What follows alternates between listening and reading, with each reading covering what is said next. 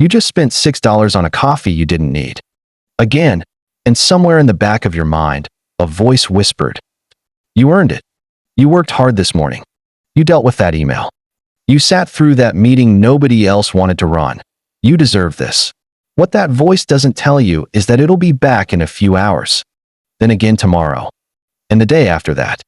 By the end of the year, those little treats could add up to more than $3,000, and you'd probably struggle to remember what you were rewarding yourself for in the first place. This isn't an issue of willpower. It's a pattern, and it didn't happen by accident. Stick with me, because by the end of this video, you'll start recognizing the purchase you're about to justify before you make it. And you'll understand why the phrase "treat yourself" has quietly become one of the most expensive sentences in your vocabulary. So let's start with where that phrase actually came from. Treat yourself feels timeless, like something your grandmother might have said while pouring you a cup of tea. But in the way we use it today, it's surprisingly new. The phrase exploded during the 2010s, right alongside online shopping, one-click checkout, and social media feeds designed to make buying something feel less like spending money and more like practicing self-care.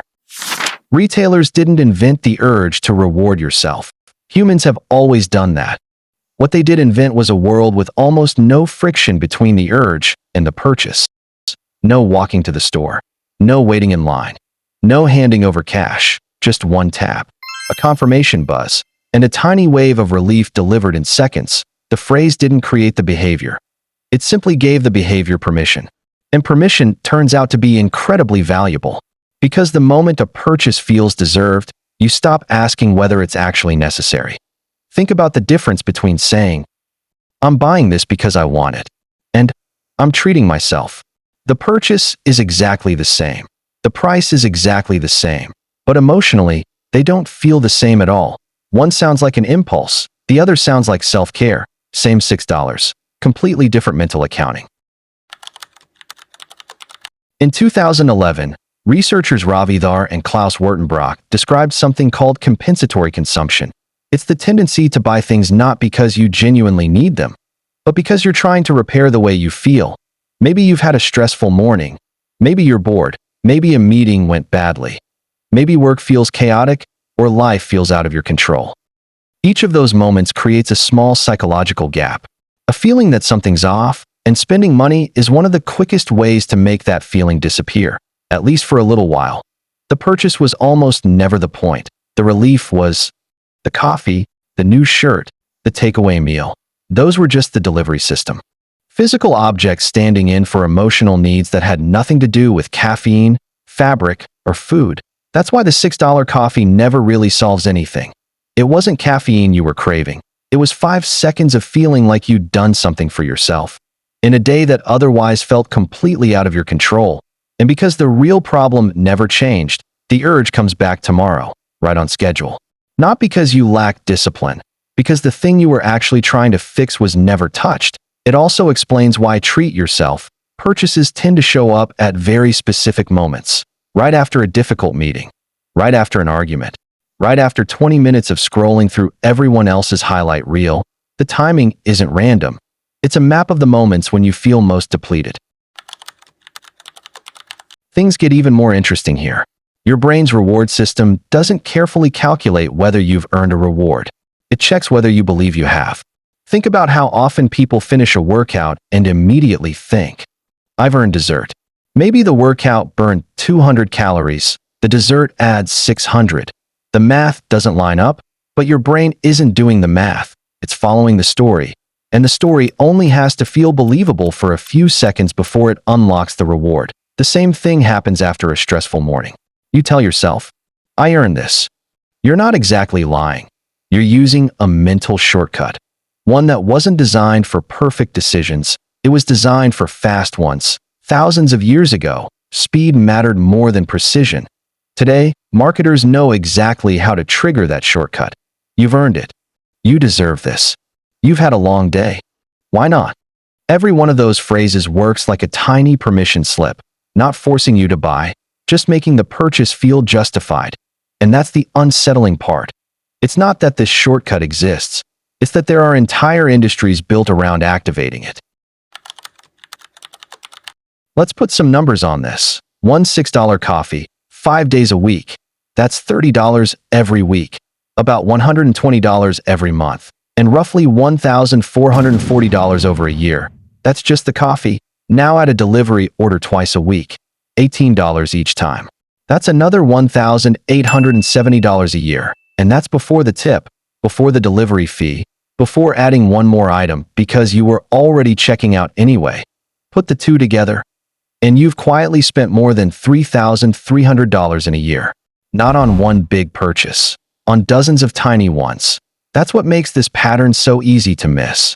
No single purchase ever felt important enough to question, and because none of them felt significant, none of them were treated like financial decisions. Now compare that same money to something tangible. $3,300 could cover a solid emergency fund for many households. It could take a meaningful bite out of high-interest debt. It could pay for a vacation or 2 plane tickets. The money didn't disappear because life is unusually expensive. It disappeared because each decision was too small to attract your attention, and that's the real mechanism. Small enough to slip past scrutiny, frequent enough to compound. That's what makes this more dangerous than one huge impulse purchase. A $2,000 splurge gets your attention. You remember it. You probably feel guilty. You might even talk about it with someone. A $6 coffee. It barely registers. And that's exactly why it works. Because when something feels insignificant, it's easy to repeat, and repetition is how small quietly turns into expensive. Most people respond to this by making a promise. I'm just going to stop.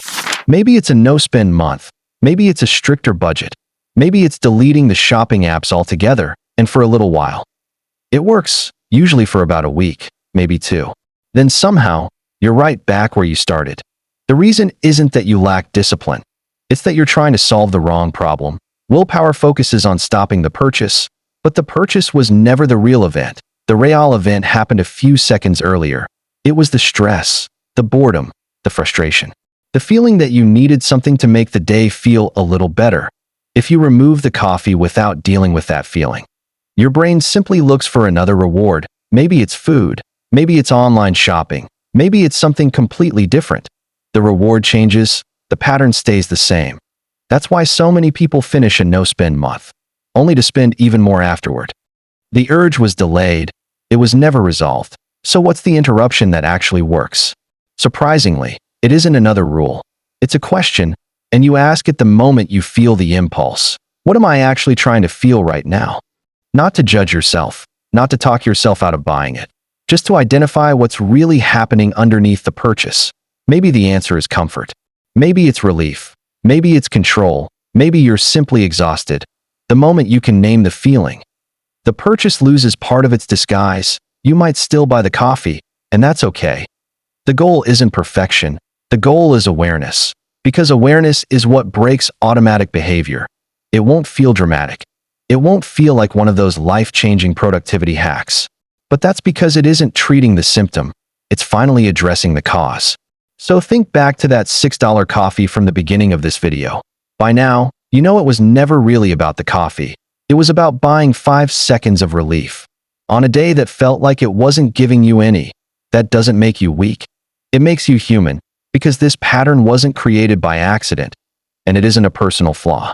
It's the predictable result of a world that's become incredibly good at turning emotional needs into repeat purchases. The next time you feel yourself reaching for that little reward, pause, just for a second, and ask yourself one question. What am I actually paying for? Because the answer to that question is worth far more than any budgeting app you'll download this year.